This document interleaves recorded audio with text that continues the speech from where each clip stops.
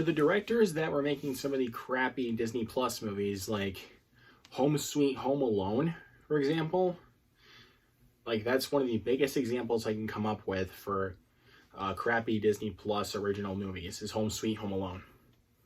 Or any other ones that really come to mind, those directors really need to take some notes from this movie right here.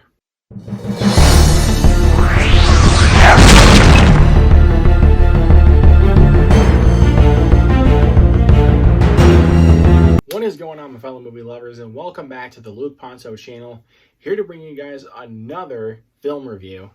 And also, if you're new to my channel today, welcome to the Luke Ponso channel. Once again, like I said, make sure you hit that subscribe button down below and click on that notification bell right next to it, so that way you can stay updated on any future videos I upload here on the channel, because you guys got a lot to look forward to.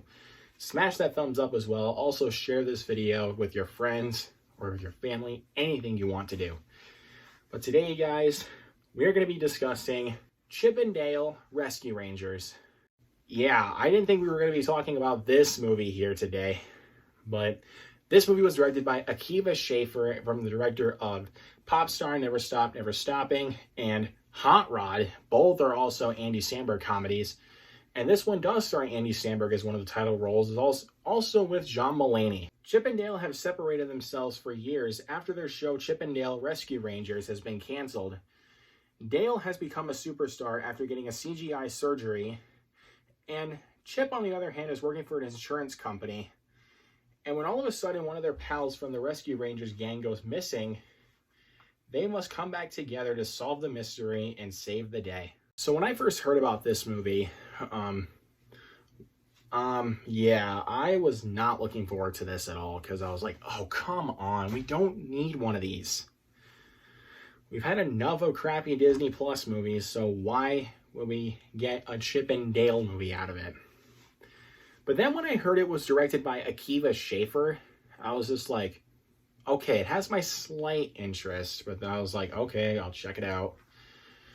So I checked it out yesterday at the time of filming. I watched this on May 20th, which was the day that it was released on Disney Plus. And I gotta say, wow. I was not expecting to love this film as much as I did. I thought this movie was going to be absolute garbage because, again, think back to films like Home Sweet Home Alone, for example. Like, that film was absolute garbage, and it tarnished anything for the Home Alone legacy. Like, it just didn't make sense.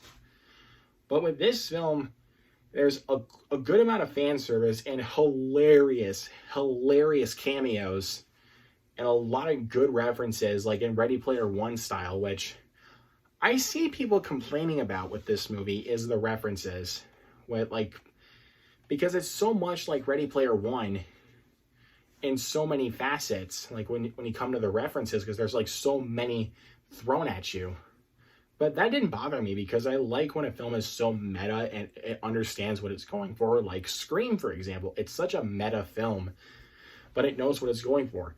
Last Action Hero is another example of that film, of that kind of topic for films that are so meta. I'm a sucker for those kind of movies when they know how to make me laugh, like especially when you bring up some references that are like handled like in such a great comedic way. It just works for me in a lot of facets. And this film definitely has a lot of similar tropes to Who Framed Roger Rabbit, kind of having it in this live action world, also with animated characters.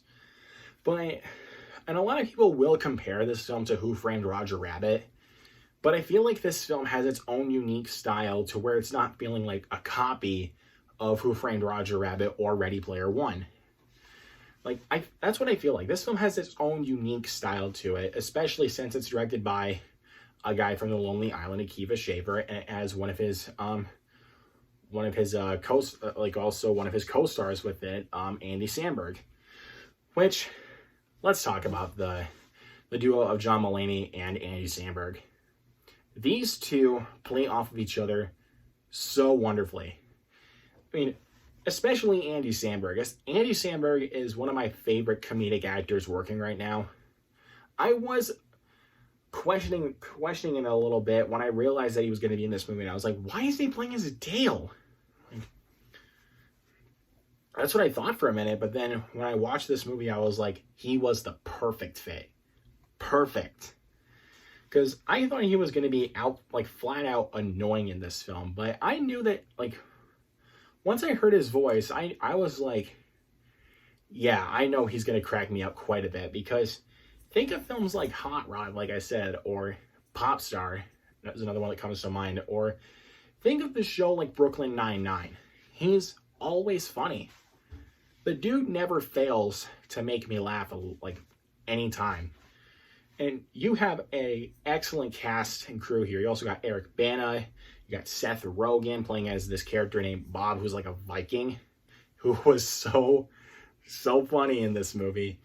J.K. Simmons basically playing it as a detective like Gumby. I could not help but compare him to Gumby, dude. It was so funny. But I loved J.K. Simmons in this movie. And Will Arnett as Sweet Pete. Oh my goodness, what a character. I really felt like that this was the role for Will Arnett. He's basically an older version of Peter Pan, basically. Like, I know I kind of spoiled it a little bit, but no, I'm not going to get too spoiler heavy here in this video because I really want you guys to check this movie out. But I am thinking about doing a spoiler stream talking about this movie and, a lot of the cameos. But it is just such a fun movie with a lot of great cameos, really outlandish jokes. They're so hysterical. And especially when you have a guy that's directing the film, Akiva Schaffer, he knows what he's doing, man. Like, he knows what he's doing. It's written so well. It is so funny. Like I said, it's got a good emotional core as well. I mean, but some people might complain that the emotional core kind of loses its steam a little bit with handling a little bit too many jokes during that, like before the big climax, which I can understand. But for me, it didn't feel that way. My only small, like, nitpicky issue with this movie actually comes with the twist. Like, the twist I thought was pretty obvious, if I'm going to be honest with you. That's what kind of bogged this movie down for me. Like, I kind of figured that the twist was going to be, like, when I was watching this movie and a certain character was acting the way he was, I was like, yeah, that's one of them. No spoilers and such, but I could kind of predict that coming from a mile away. But overall, besides that little nitpick, Chip 'n Dale Rescue Rangers is one of the most fun movies you can ever witness in the year 2022. A film that I had no expectations for, and I finished it very happy. Like, I was so happy after I finished this movie, and there were points where I could not stop laughing. Like, one cameo in particular, which I won't spoil, of course, that made me laugh for 5 minutes straight. Like, if you guys have seen the movie, you guys know which cameo I'm talking about. Like, I laughed for 5 minutes straight, and oh my god, I couldn't help it, man. It was so funny, and there was a lot of really hilarious cameos in here as well. But if you guys have like, again, I know a lot of you guys have Disney Plus, like I pointed out in my review for Turning Red, but but if you guys are looking for a good Disney Plus movie, this is it right here. Chip 'n Dale Rescue Rangers is a supremely fun film, has excellent voice casting, great animation, and a lot of really hilarious references and cameos all around. Just an all-around fun adventure that you can have with kids, and if parents want to enjoy the film with them too, they can, because like kids and adults can enjoy this movie all together. I'm gonna give Chip 'n Dale Rescue Rangers an A. Yeah, I'm just as shocked as you guys are with that grade. But I loved this film. It was so much fun. I couldn't help but smile at this one. But again, if you guys did not check this out already, please go check it out on Disney Plus. It is absolutely worth your time and attention. Check it out. It's a lot of fun. But obviously, This is all my opinion, of course. Let me know down in the comments below what you guys thought of Chip and Dale Rescue Rangers. Were you guys nostalgia fans of the Rescue Rangers show or anything with Chip and Dale related?